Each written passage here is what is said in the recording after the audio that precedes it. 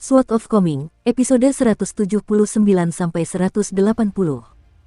Untuk melihat video selengkapnya, sahabat bisa kunjungi playlist yang telah Sabta Novel sediakan. Yuk mari, kita berimajinasi bersama dan masuk ke alur ceritanya.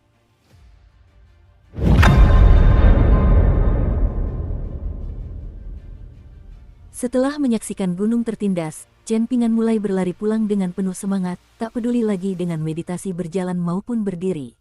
Ia tidak lagi merasa gugup untuk pulang.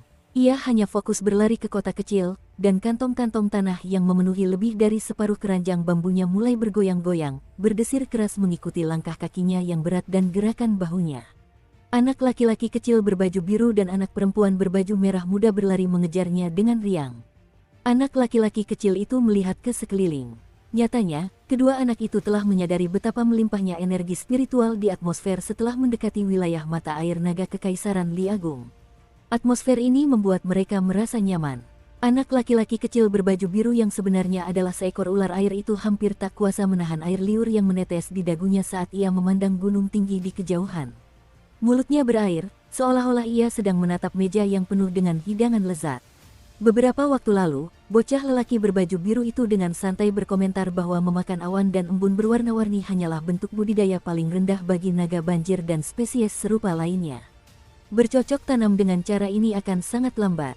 Hanya dengan memakan akar gunung dan menelan kekayaan sungai, mereka dapat mengembangkan budidaya mereka dengan pesat. Namun, sungguh disayangkan bahwa gunung-gunung tersohor yang kaya akan energi spiritual itu semuanya dimiliki oleh kekuatan-kekuatan besar atau dimiliki oleh kekaisaran-kekaisaran. Kekuatan-kekuatan besar menganggap gunung-gunung ini sebagai tanah terlarang, sementara kekaisaran-kekaisaran besar memenuhi gunung-gunung ini dengan kuil-kuil dan tempat-tempat pemujaan dewa-dewa gunung. Sekuat apapun bocah lelaki berbaju biru itu, ia tetap tidak berani gegabah memperjuangkan gunung-gunung ini. Hal ini berkaitan dengan pencapaian Dao dan keabadian, sehingga tidak ada istilah persahabatan atau bahkan kekeluargaan dalam hal-hal ini. Hal ini terutama berlaku bagi hantu, roh, dan jenis-jenis iblis lainnya. Dibandingkan dengan anak laki-laki berbaju biru, gadis kecil berbaju merah muda jauh lebih pendiam dan tenang. Ini karena ular piton api kecil itu telah mendalami kitab-kitab klasik Konfusianisme sejak kecil. Meskipun keduanya berasal dari spesies yang berkerabat dengan naga banjir, jelas bahwa katalis pencapaian Dao mereka sangat berbeda. Chen Pingan memperlambat lajunya setelah mencapai kaki gunung Dauntroden. Dengan penglihatannya yang sangat tajam, ia segera menyadari banyaknya gumpalan debu yang berterbangan di sekitar gunung. Chen Pingan merasa sedikit cemas saat melihat ini. Secara teori, Tuan Ruan seharusnya menjaga gunung Dauntroden untuknya, jadi tidak mungkin terjadi kecelakaan. Weibo, penguasa gunung dari Gunung Mejago, memang pernah berjanji untuk membangun sebuah bangunan bambu di gunung tertindas untuknya sebelumnya. Namun, bangunan itu hanya kecil, jadi seharusnya sudah selesai sejak lama. Setelah itu, Weibo seharusnya pulang. Lagi pula, dia pasti tidak akan tinggal di sini terlalu lama. Kalau begitu, mengapa sepertinya masih banyak lokasi konstruksi di gunung tertindas? Mungkinkah ular piton hitam itu telah kembali ke kebiasaan lamanya dan mulai memakan orang-orang di Gunung Dauntroden? Jadi, kantor wilayah yang murka telah mengirim orang-orang ke pegunungan untuk memburunya. Chen Pingan hendak memberitahu bocah lelaki berbaju biru itu untuk kembali ke wujud aslinya agar mereka bisa segera mendaki gunung. Namun, ia tiba-tiba teringat sesuatu yang baru saja ia baca di sebuah buku, yaitu sebuah kalimat yang mengajarkan seseorang untuk tidak panik ketika menghadapi situasi tak terduga. Kalimat itu ditulis dengan indah, dan hanya mengulanginya beberapa kali saja sudah membuat Chen Pingan merasa jauh lebih baik. Bahkan, kalimat itu juga sengaja ia ukir di selembar bambu. Chen Pingan menarik napas dalam-dalam dan memaksa dirinya untuk tenang. Di saat yang sama, ia diam-diam berkata pada dirinya sendiri, jangan panik dan jangan gegabah. Inilah yang diajarkan buku itu kepadaku, dan sebenarnya konsepnya cukup mirip dengan proses mencetak dan membakar tembikar. Ia baru saja akan memasuki gunung, namun bayangan kabur tiba-tiba muncul di depan matanya. Ketika bayangan kabur itu akhirnya stabil, Chen Pingan menyadari bahwa itu adalah seseorang yang dikenalnya berdiri di depannya sambil tersenyum. Weibo, serunya tanpa sadar. Gadis kecil berbaju merah muda itu tak kuasa menahan diri untuk tak terkagum-kagum. Ia merasa sangat takjub. Setelah cuican kecil, inilah dewa atau makhluk abadi kedua yang pernah ia lihat seumur hidupnya. Orang ini juga sangat tampan. Namun, ia langsung merasa sedikit malu, dan ia berlari untuk bersembunyi di belakang Chen Pingan. Anak laki-laki kecil berbaju biru itu terhuyung dan membeku di tempatnya. Ia lalu berbalik dengan aura agresif dan bertanya, "Tuan, apakah orang ini mencoba mencuri tanah Anda?" "Tentu saja tidak," Chen Pingan menggelengkan kepalanya dan menjawab sambil tersenyum. Ia memandang sang penguasa gunung yang tampak jauh lebih riang dan santai dibandingkan saat berada di Gunung Gotabel, lalu bertanya dengan rasa ingin tahu, "Kenapa kau masih di Gunung Dongtroden? Bukankah buruk bagi para dewa gunung dan dewa sungai untuk meninggalkan wilayah mereka terlalu lama?" Weibo tersenyum dan menjawab, "Ini semua hanya kebetulan besar. Aku sudah pindah ke Gunung Cloud Drape, jadi aku sudah menjadi tetangga barumu. Chen Pingan, tolong jaga aku di masa depan." Setelah berkata demikian, lelaki yang pernah menjadi dewa resmi Gunung Utara Negara Air Ilahi dan sebentar lagi akan menjadi dewa resmi yang dihormati di Gunung Utara Kekaisaran Li Agung itu menangkupkan kedua tangannya dengan bercanda dan bahkan membungkuk sedikit ke arah Chen Pingan. Chen Pingan merasa kurang tepat menerima anggukan ini, jadi ia segera berbalik ke samping untuk menghindarinya. Ia tersenyum dan bertanya, "Apakah bangunan bambunya sudah selesai?" Weibo menegakkan punggungnya dan mengangguk, "Sudah beres. Aku janji tidak akan mengambil jalan pintas. Lokasinya di gunung tertindas, jadi bagaimana kalau aku mengajak kalian melihatnya? Awalnya aku memilih sebidang tanah dengan feng shui yang baik agar bangunan itu mudah berdiri. Namun, tanah itu telah diambil alih oleh kuil dewa gunung-gunung tertindas, jadi aku terpaksa memilih sebidang tanah lain. Meski begitu, lokasinya tetap sangat bagus. Pemandangan di sana indah dan terbuka, dan pemandangannya juga sangat indah. Selama setahun terakhir, aku selalu ke sana, entah sibuk atau tidak. Jangan mengusirku setelah aku tidak berguna lagi di masa depan, oke?" Weibo tak hanya tampan, tetapi gadis kecil berbaju merah muda itu merasa Weibo juga ternyata baik hati. Gadis kecil itu merasa sedikit bangga saat itu. Tuannya memang mengesankan. Lagi pula, teman-temannya pun sangat tampan dan baik hati. Anak laki-laki kecil berbaju biru itu merasa semakin kehilangan kepercayaan diri. Tanpa peringatan, Weibo tiba-tiba memamerkan giginya dan berpura-pura menerjang anak laki-laki itu, membuatnya terlonjak beberapa puluh meter ketakutan. Weibo tertawa terbahak-bahak dan berkata, "Bersama ular piton hitam di gunung itu, gunung tertindas kita akan benar-benar menjadi sangat ramai." "Gunung tertindas bukan milikmu," koreksi Chen Pingan dengan ekspresi tegas. Ya, kamu, Chen Pingan, pemiliknya, dan aku hanya tamu." "Senang sekarang?" tanya Weibo dengan ekspresi kesal. Kelompok 4 orang itu mulai mendaki gunung. Sambil berjalan, Weibo dengan penuh pertimbangan menjelaskan situasi terkini kepada Chen Pingan. Gunung-gunung di sebelah barat kota kecil ini sekarang sudah ada pemiliknya.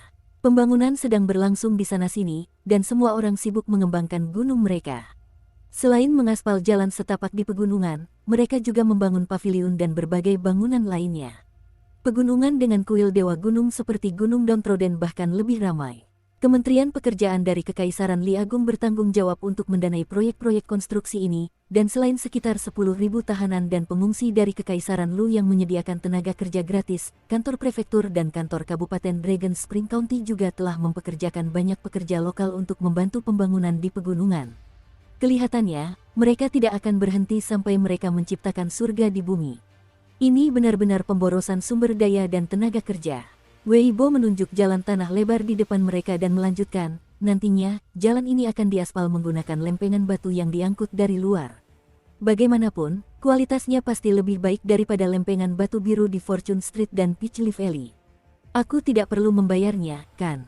tanya Chen Pingan hati-hati. Weibo tersenyum dan menunjuk ke langit sebelum menjawab, "Selama kamu tidak bermimpi membangun jembatan di langit dan menghubungkan Gunung Dongtroden dengan gunung lain, maka kamu tidak perlu mengeluarkan satu koin tembaga pun." "Apakah kau mengatakan padaku bahwa seseorang benar-benar melakukan ini?" tanya Chen Pingan dengan kaget. "Tentu saja," jawab Weibo sambil mengangguk. "Dan bukan hanya satu atau dua kekuatan. Bahkan, beberapa gunung di utara akan dihubungkan dengan jembatan di langit. Kekuatan terkait telah mengirim tetua tamu mereka atau menghabiskan banyak uang untuk menyewa pemurniki yang sangat ahli dalam membangun tempat tinggal abadi. Pembangunan jembatan-jembatan ini telah dimulai, dan salah satunya sebenarnya adalah jembatan batu, bukan jembatan rantai dan papan biasa. Kudengar batu yang digunakan semuanya digali dari danau, dan biaya pembangunan jembatan ini setidaknya 1 juta tael perak. Namun, jembatannya pasti akan sangat indah. Berjalan di sepanjang jembatan ini dan diselimuti awan dan kabut, rasanya seperti berada di alam abadi yang halus saat memandangi matahari terbit dan terbenam serta awan yang bergulung. Bahkan aku sedikit tergoda olehnya." Jadi mereka benar-benar sekaya ini, ya? Chen Pingan mendecak lidahnya dengan heran dan berkata, kalau kau bersedia menjual Gunung Awan Pelangi atau Gunung Ramuan Abadi, kau juga akan langsung menjadi orang kaya raya. Saat itu tiba, kau juga bisa menikmati kemewahan seperti itu, kata Wei Bo sambil terhibur. Apa yang kau bicarakan? Untuk apa aku membutuhkan benda-benda mewah tapi tak berguna itu? Gunung sendiri adalah fondasi segalanya, gerutu Chen Pingan. Wei Bo tertawa terbahak-bahak. Chen Pingan yang kikir tetaplah Chen Pingan yang kikir. Dan kultivasinya yang tingkat kedua yang sangat buruk itu masih tetap kultivasi tingkat kedua yang sangat buruk itu. Dia telah mencoba pasang demi pasang sandal jerami, namun Chen Pingan masih anak muda yang sama seperti sebelumnya. Bocah lelaki berbaju biru itu merasakan kebencian yang kuat terhadap Wei Bo, tak peduli bagaimana ia memandangnya. Bahkan, ia ingin sekali menendang bokong Wei Bo dan menjatuhkannya ke tanah. Lebih baik ia menelungkupkan wajahnya ke tanah. Saat mereka mendaki gunung, mereka melihat beberapa kelompok tawanan dan pengungsi dari Kekaisaran Lu. Ada yang tua, ada yang muda, ada yang kuat, dan ada pula yang istri-istri muda. Namun, kebanyakan dari mereka tampak lesu dan letih. Para prajurit pengawas dari Kekaisaran Li Agung kemungkinan besar telah menerima semacam perintah dari istana, jadi mereka tidak sengaja mempersulit orang-orang yang telah kehilangan negara mereka. Ketika beberapa orang tua atau yang kelelahan pingsan, mereka akan dibantu oleh teman dan keluarga mereka dan dibawa ke samping tungku api yang menyala-nyala. Di sana, mereka akan diberi makan dan air panas. Keadaan tidak selalu sebaik ini, kata Wei Bo dengan nada acuh tak acuh. Jika kita bicara tentang tahanan klan Lu yang mati kedinginan, jatuh, dipukuli, atau bunuh diri demi menghindari nasib memalukan ini, jumlahnya mencapai lebih dari 600 orang hanya dalam 2 bulan.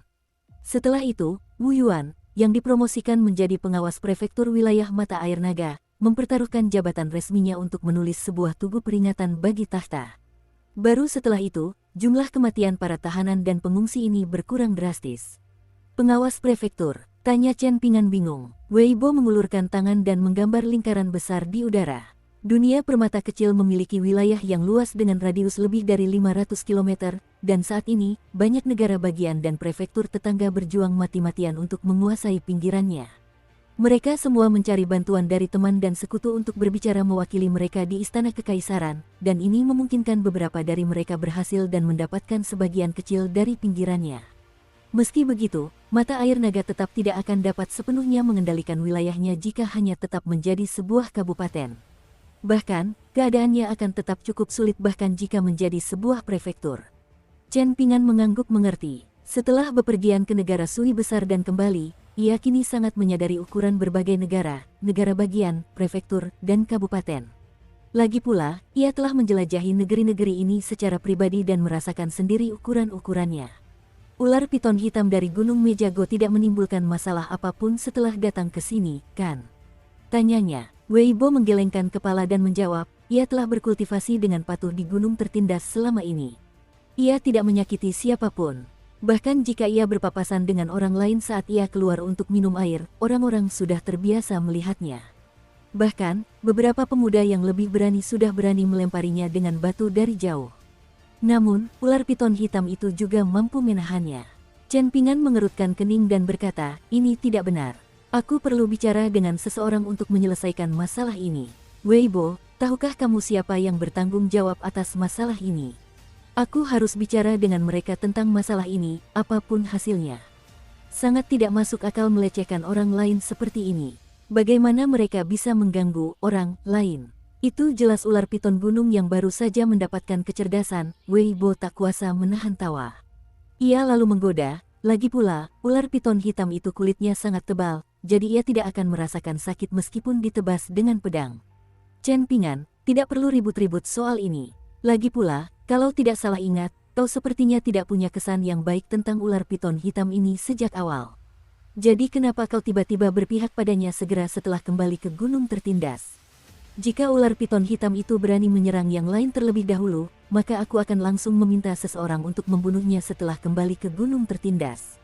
Aku bersedia melakukannya bahkan jika aku harus membayar, jawab Chen Pingan. Anak laki-laki itu kemudian menggelengkan kepala dan melanjutkan, namun, jika bukan itu masalahnya, maka tidak masalah apakah ular piton hitam itu tinggal di gunung tertindas atau tidak. Dimanapun ia berada, ular piton hitam itu hanya menjaga dirinya sendiri saat masuk dan keluar gunung. Namun, orang lain memutuskan untuk memprovokasinya tanpa alasan apapun. Ini tidak menyenangkan atau lucu. Sebaliknya, ini disebut mencari kematian. Jika aku berani bertindak seperti ini, aku pasti sudah mati di pegunungan 100 kali lipat. Itu masuk akal, kata Weibo sambil tersenyum tipis. Aku akan membantumu menangani masalah ini nanti. Aku sangat paham dengan semua hubungan yang berkaitan dengan pegunungan ini. Dengan kedua tangannya memegang tali rak buku bambu yang disampirkan di bahunya, gadis kecil berbaju merah muda itu dipenuhi rasa ingin tahu. Gunung ini sangat besar, dan mereka masih belum mencapai titik tengahnya meskipun sudah berjalan begitu lama. Namun, gunung ini ternyata milik tuannya. Benar saja, tuan mereka tidak berbohong. Dia benar-benar sangat kaya. Bocah lelaki berbaju biru itu merasa sedikit segar kembali setelah akhirnya bisa mendengarkan kembali penalaran dan prinsip-prinsip agung ini. Tentu saja, ini bukan karena ia yakin atau terbujuk oleh penalaran Chen Pingan. Melainkan, ia merasa senang karena Chen Pingan membantah Dewa Gunung berjubah putih. Dewa Gunung ini adalah Dewa Gunung yang basis kultivasinya tak terlihat. Dengan ekspresi yang terkesan santai, Chen Pingan bertanya, Weibo, apa kau kenal Ruan Xiu? Dia gadis muda yang tinggal di bengkel pandai besi di dekat Sungai Kumis Naga. Weibo berpura-pura berpikir sejenak sebelum tiba-tiba memasang ekspresi tersadar. Oh, kau sedang membicarakan putri kesayangan Sage Ruan Qiong. Aku sudah melihatnya dari jauh beberapa kali.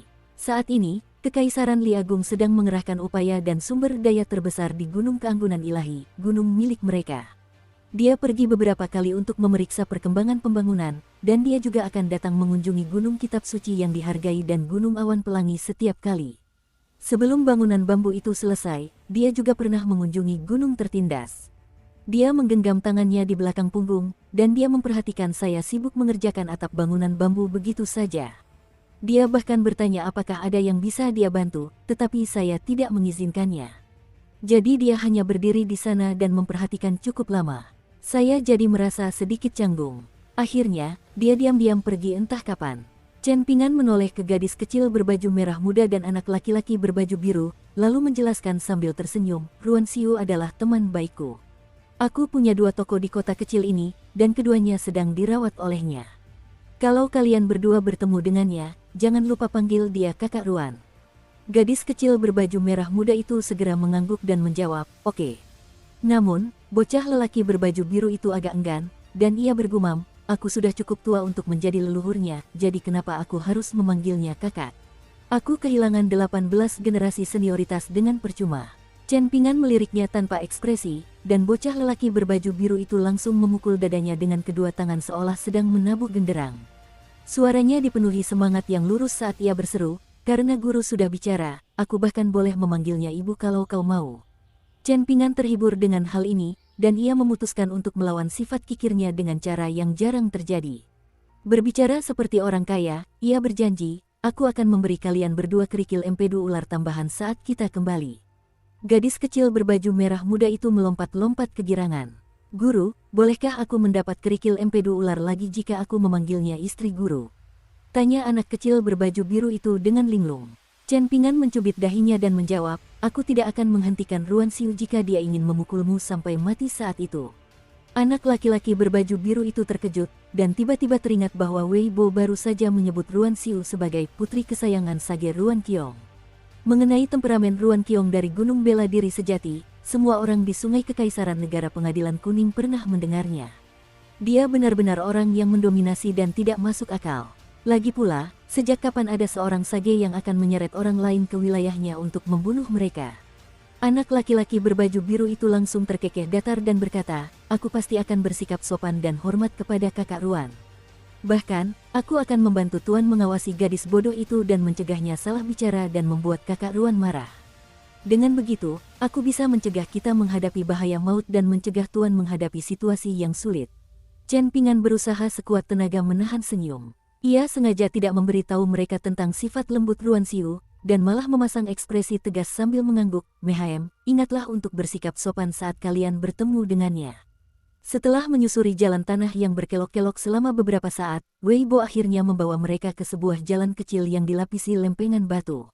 Jalan kecil ini saya lapisi sementara, dan saya hanya menggunakan beberapa kerikil dari aliran sungai pegunungan.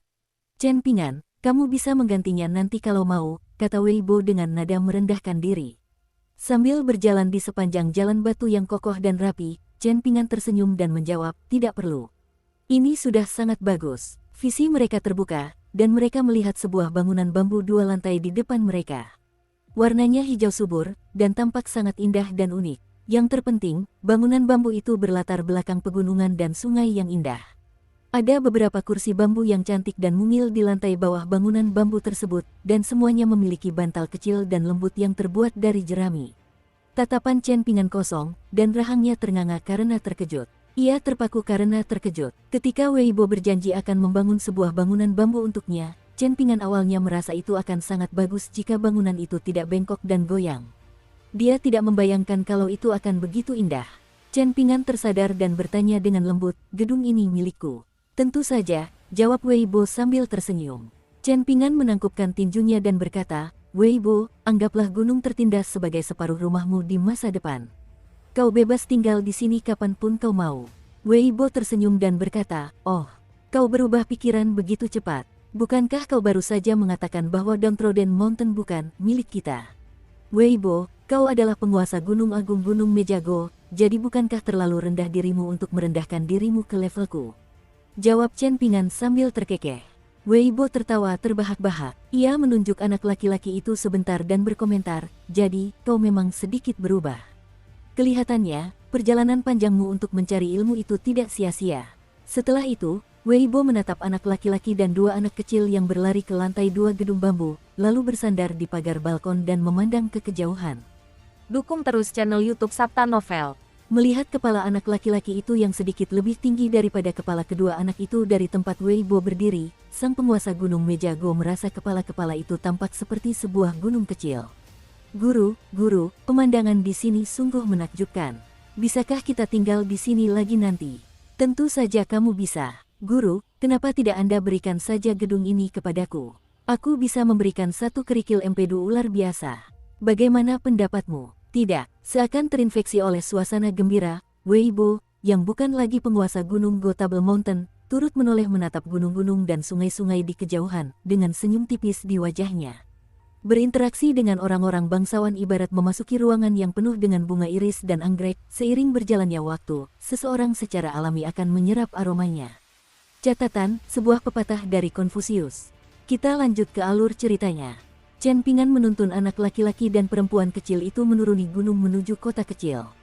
Weibo adalah sosok yang datang dan pergi bagai bayangan, dan ia telah menghilang dari pandangan saat itu. Menyelinap seperti itu, jelas dia bukan orang baik. Tuan, jangan terlalu sering berinteraksi dengannya di masa mendatang. Aku berbicara dari sudut pandang yang dewasa dan bijaksana.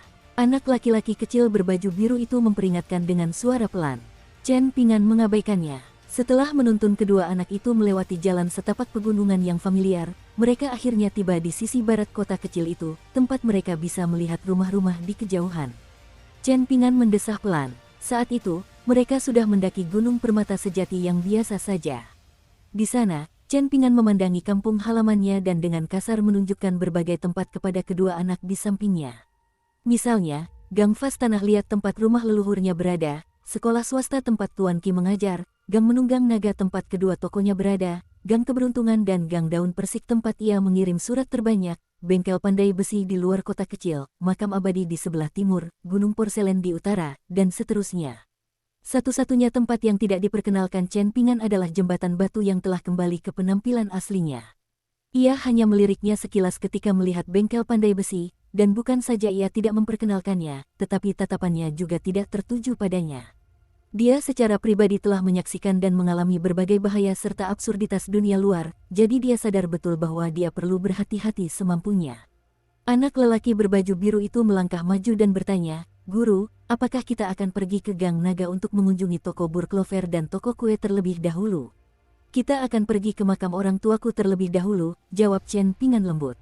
Mereka bertiga tidak melewati kota kecil itu, dan malah berjalan ke hilir di sepanjang tepi sungai. Mereka diam-diam berjalan melewati jembatan batu yang tak lagi memiliki tempat pedang tua yang tergantung di bawahnya, lalu melewati bengkel pandai besi yang dipenuhi pondok-pondok beratap jerami rendah dan tungku-tungku pedang tinggi. Akhirnya, mereka tiba di depan sebuah makam kecil. Chen Pingan meletakkan keranjang bambunya dan mengambil kantong-kantong kecil berisi tanah yang bahkan lebih kecil dari kepalan tangannya. Ia kemudian mulai menambahkan tanah ke makam tersebut. Tak tampak kesedihan atau duka di wajah kecoklatan anak muda itu, dan tak tampak pula rasa gembira karena bisa kembali ke kampung halamannya.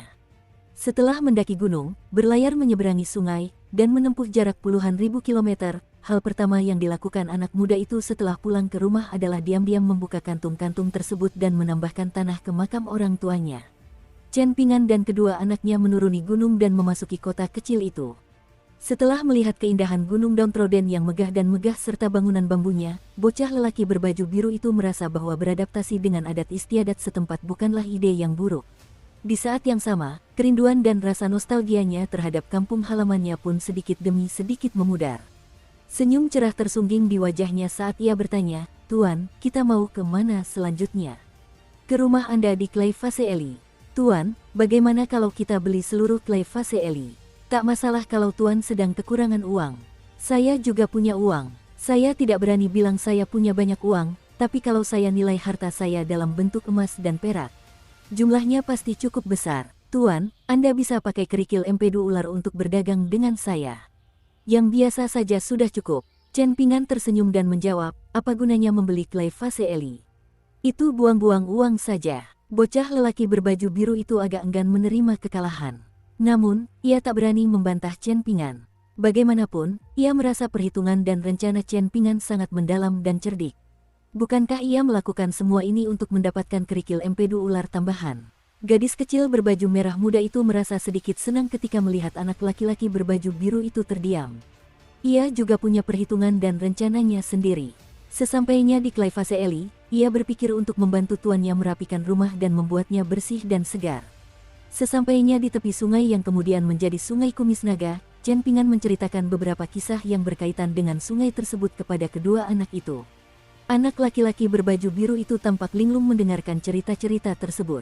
Namun, tiba-tiba ia menatap ke suatu tempat di sungai dengan ekspresi marah, lalu langsung melompat tanpa berkata sepatah kata pun. Meskipun ia tidak kembali ke wujud aslinya yang menakutkan, kemampuannya mengendalikan air masih cukup tenang dan luar biasa. Setiap kali ia meninju permukaan sungai, rasanya seperti sedang menggali sumur baru. Pusaran air yang besar dan bergejolak muncul di sungai, dan sungai yang awalnya tenang tiba-tiba menjadi gelisah dan bergejolak. Anak laki-laki kecil berbaju biru itu berjalan menyeberangi sungai seolah-olah sedang berjalan di atas tanah kering, dan seolah-olah sedang mengejar sesuatu yang tersembunyi di dasar sungai. Sambil berjalan, ia berteriak, "Prajurit udang buta dan jenderal kepiting, kalian makhluk rendahan berani-beraninya mengingini kecantikanku." Chen Ping'an tidak menghentikannya. Pertama, bocah lelaki berbaju biru itu melompat terlalu tiba-tiba, sehingga Chen Ping'an tidak punya waktu untuk bereaksi dan menghentikannya. Kedua, ia memang merasa ada yang mengawasinya saat ia berlatih meditasi jalan di tepi sungai sebelum meninggalkan kota kecil itu bersama Li Baoping dan yang lainnya. Auranya terasa tidak nyaman dan suram, bahkan membuat bulu kuduknya merinding. Namun, Chen Ping'an baru saja mulai berlatih teknik tinjunya saat itu, jadi ia tidak berani menyelidiki alasannya. Ia memilih untuk menjaga jarak dengan hormat. Gadis kecil berbaju merah muda itu merasa sedikit pusing ketika melihat bocah lelaki berbaju biru itu kembali menunjukkan sifat pemarahnya, dan ia diam-diam memperingatkan Chen Ping'an, "Tuan, apakah istana kekaisaran Li Agung mengangkat dewa tertentu untuk Sungai Kumis Naga? Misalnya, penjaga sungai atau dewa sungai tingkat tinggi. Kita tidak boleh bertindak terlalu jauh. Seperti kata kitab suci, pejabat yang berwenang terkadang lebih efektif daripada hakim daerah. Kitab suci juga mengatakan bahwa tetangga dekat lebih baik daripada saudara jauh." Chen Ping'an tertegun mendengar pertanyaannya. Ia melihat sekeliling sebelum merenungkannya dengan saksama dan menjawab, "Kalau ada dewa sungai, pasti ada kuil dewa sungai juga, kan? Tapi aku tidak ingat pernah melihatnya di jalan." Chen Ping'an mendesah pelan dalam hatinya. Ia teringat kata-kata, "lebih cepat, lebih lambat," yang ia ukir sendiri di selembar bambu yang kini teronggok di keranjang di punggungnya. Dengan mengingat hal ini, ia memutuskan untuk meninggalkan penyelidikan tanpa tujuan semacam ini. Ia menatap bocah lelaki berbaju biru yang semakin ganas saat melawan dan berteriak, "Kembalilah." Di atas permukaan sungai di kejauhan, bocah lelaki berbaju biru itu mengibaskan lengan bajunya untuk melepaskan cahaya cemerlang dari harta karun abadi miliknya. Ia tertawa terbahak-bahak dan berkata, "Tuan, beri aku waktu sebentar, sedikit lagi.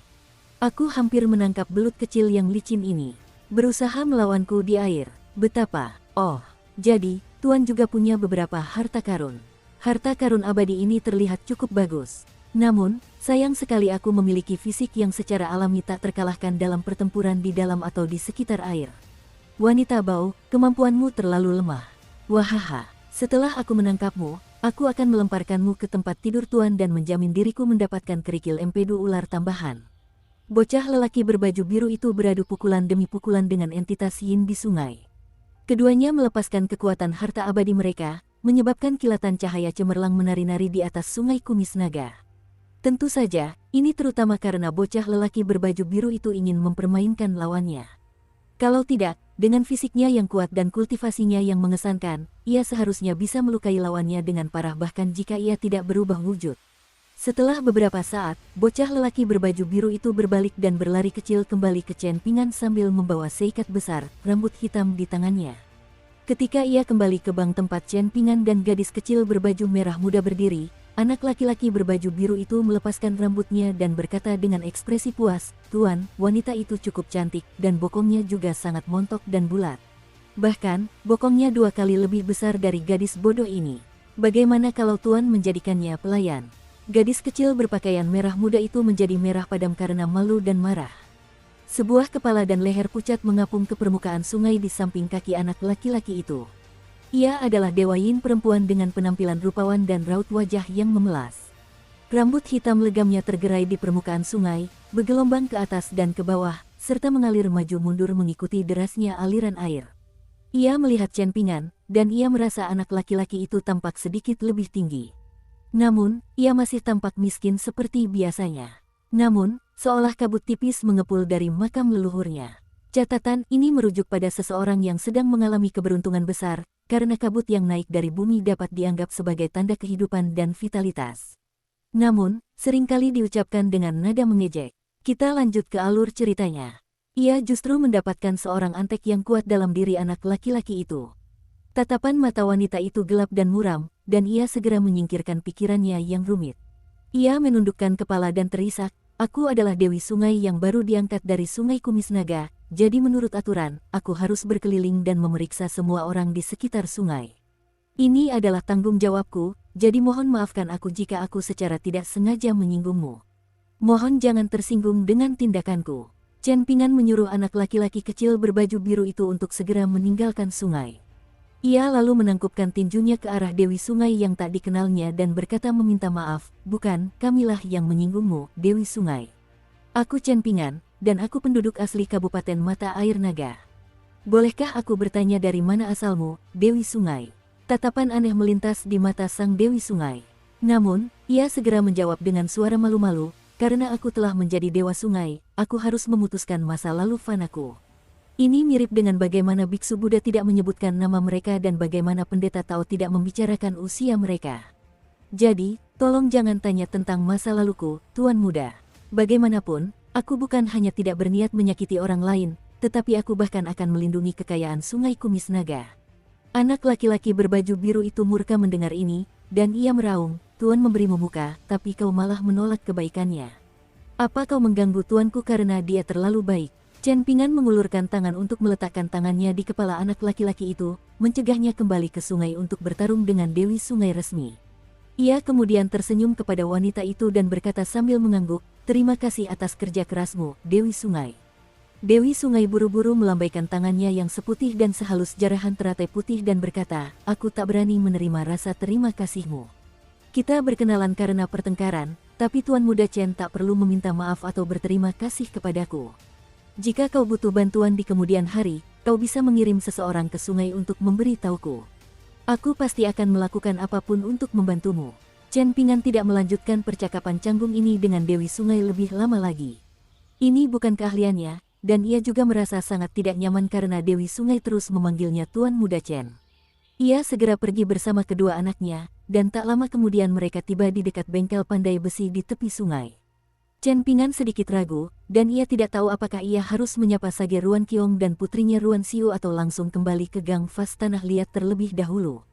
Wanita yang telah dipromosikan dari penjaga sungai menjadi Dewi Sungai, tetapi masih belum memiliki kuil Dewi Sungai, perlahan berenang ke dasar sungai.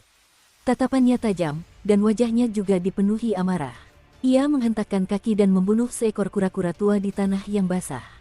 Masih ingin melampiaskan amarahnya, ia menghentakkan kaki lagi untuk menghancurkan cangkang kura-kura itu. Baru setelah itu ia berhenti. Namun, Dewi Sungai yang bimbang itu langsung merasa sedikit menyesal. Kura-kura tua sebesar batu kilangan itu telah hidup setidaknya selama 200 tahun. Ditambah dengan energi spiritual yang mengalir dari Jewel Small World yang bermanfaat bagi semua jenis pohon, tumbuhan, burung, dan hewan, kura-kura tua itu sebenarnya telah memperoleh sedikit kecerdasan. Setelah 200 hingga 300 tahun berikutnya, mungkin ia bisa menjadi bawahan yang berguna baginya setelah berhasil memperoleh kecerdasan. Dewi Sungai menghela napas sedih. Ia membungkuk dan berkata kepada kura-kura yang telah hancur lebur, "Kalau kau mau menyalahkan seseorang, salahkan saja si Chen Pingan si orang udik itu. Dialah yang menyebabkan kematianmu. Dialah pelaku sebenarnya. Tuan Muda Chen, Petui, bajingan kecil yang menyebabkan kematian orang tuanya. Kenapa kau tidak mati saja dalam perjalananmu mencari ilmu? Kenapa kau tidak diremukkan menjadi tumpukan daging cincang?" Dewi Sungai itu sangat membenci anak laki-laki dari gang Fas Tanah Liat itu. Ia terus mengutuknya sambil berjalan di dasar sungai, dan rambut hitam legamnya yang panjangnya 3 meter tergerai anggun di balik tubuhnya yang indah bagai gaun panjang seorang wanita bangsawan. Ia tidak memperhatikan, dan perlahan-lahan ia berjalan menyusuri sungai Kumis Naga. Ketika akhirnya tersadar, ia menyadari bahwa ia telah tiba di persimpangan antara Sungai Kumis Naga dan Sungai Jimat Besi. Di bawah kakinya terdapat air terjun deras yang mengalir deras. Dia buru-buru berbalik dan lari ketakutan. Prefektur Mata Air Naga sangat sibuk tahun lalu, dengan banyak sekali roh dan iblis yang berdatangan dari segala penjuru dengan harapan dapat berkultivasi di sini dan menyerap energi spiritual yang melimpah. Jika ia hanya memanfaatkan situasi ini untuk meminta bea dari roh dan iblis yang lewat demi mengumpulkan kekayaan bagi cucunya, Makuk Suan, maka Dewi Sungai Agung yang agresif dan bengis dari Sungai Jimat Besi itu benar-benar seseorang yang haus darah dan haus darah. Bahkan 2 tangan pun tidak cukup untuk menghitung jumlah kultivator pengembara yang tewas di tangannya. Anehnya, Istana Kekaisaran Li Agung dan kantor prefektur Mata Air Naga sama sekali tidak menanyakan hal ini kepada Dewi Sungai Agung. Hal ini membuatnya merasa sangat iri. Di saat yang sama, ia juga semakin bersemangat tentang kuil Dewi Sungainya yang masih belum selesai dibangun, meskipun sudah lama. Berdiri di dekat bengkel pandai besi, Chen Pingan masih ragu apakah ia harus menghampirinya untuk menyapa.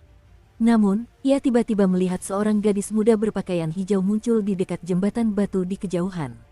Gadis muda itu juga melihatnya, dan setelah memastikan identitasnya, dia berhenti sejenak sebelum berjalan cepat. Chen Pingan juga berjalan menghampiri kedua anak kecil itu. Ia tersenyum dan melambaikan tangan kepada gadis kecil itu dari kejauhan, sambil menyapa dengan lantang, "Ruan Xiu." Ruan Xiu menjawabnya dan berlari kecil menghampirinya. Setelah berdiri diam, ia berkata dengan suara lembut, "Kau sudah kembali." "Mehaem, aku sudah kembali," kata Chen Pingan sambil mengangguk. Keduanya terdiam, mata anak kecil itu melebar. "Wah, seperti yang diharapkan dari Putri Sage Ruan Qiong dari Kuil Angin dan Salju. Dia sungguh sangat cantik. Sungguh memalukan. Kita memang tidak bisa menilai buku dari sampulnya. Sepertinya emosinya sedang tidak bagus, dan dia bisa menghajarku sampai mati dengan 1 pukulan kalau aku salah bicara. Kalau tidak, aku pasti akan memanggilnya istri tuan." Gadis kecil berbaju merah muda itu mengerjap karena penasaran dan kagum. Saat dewasa nanti, ia juga ingin menjadi secantik gadis muda berbaju hijau yang tampak lembut ini. Ruan Xiu adalah orang pertama yang memecah keheningan, dan ia berkata dengan senyum tipis, "Bagaimana kalau kau ikut aku ke bengkel pandai besi untuk minum air panas dulu?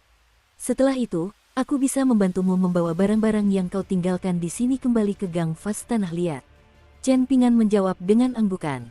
Setelah itu, Ruan Xiu mulai bercerita tentang semua hal kecil dan remeh yang terjadi di kota kecil itu. Ia bercerita bahwa ia sudah meminta seseorang untuk memperbaiki rumah di Klai Fase Eli yang pemiliknya tidak diketahui.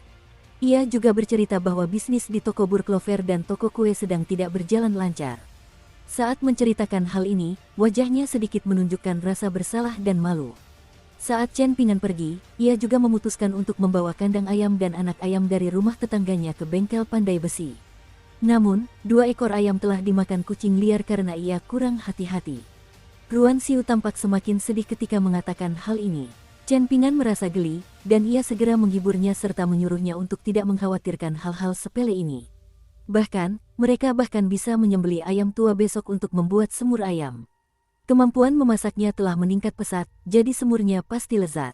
Ruan Xiu sangat khawatir ketika mendengar ini, dan ia memberitahu Chen Pingan bahwa ia pasti tidak bisa menyembelih ayam-ayam itu. Mereka semua berperilaku sangat baik, dan ia bahkan telah memberi nama pada semuanya. Chen Pingan tidak dapat menghapus senyum dari wajahnya. Baru pada saat inilah Ruan Xiu yang lembut menyadari bahwa Chen Pingan sengaja menggodanya. Ia melotot lembut ke arahnya. Anak laki-laki kecil berbaju biru itu juga tiba-tiba tersadar. Ternyata, tuannya telah menipunya sejak awal. Dalam hal apa kakak perempuan ini bisa sebegitu pemarahnya? Ia telah menderita kerugian besar. Entah ia berbohong, berguling-guling di lantai, mengancam bunuh diri, atau bahkan mencoba mencuri, bocah lelaki berbaju biru itu merasa harus mendapatkan kerikil empedu ular yang nyaris mengenainya itu, apapun yang terjadi. Kalau tidak, ia tak akan bisa meredam amarahnya. Setelah memasuki bengkel pandai besi yang tertata rapi, bocah lelaki yang awalnya tampak santai tiba-tiba pucat pasi karena ketakutan. Sementara itu, gadis kecil berbaju merah muda juga berlari untuk bersembunyi di belakang Chen Pingan. Ada 7 sumur, mereka tersebar seperti bintang di langit dan bidak go di papan. Terlebih lagi, ki pedang membumbung tinggi ke langit dari masing-masing sumur ini. Bahkan hanya melirik sumur-sumur ini saja sudah membuat mata kedua anak kecil itu perih. Bahkan, mereka hampir tak mampu menahan keinginan untuk meneteskan air mata dan kembali ke wujud asli mereka untuk melawan niat pedang yang tak berwujud namun mendalam dan dahsyat ini. Anak laki-laki berbaju biru dan anak perempuan berbaju merah muda gemetar ketakutan, kegembiraan dan hasrat mereka untuk mengunjungi prefektur mata air naga langsung lenyap dalam kepulan asap. Satu-satunya pikiran mereka saat ini adalah tempat ini penuh bahaya di setiap sudut.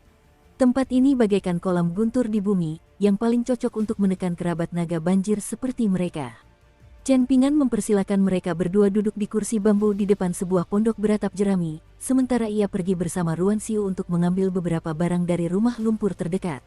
Barulah mereka akhirnya bisa bernapas lega. Mereka bertukar pandang, dan menyadari ada butiran keringat di dahi mereka berdua.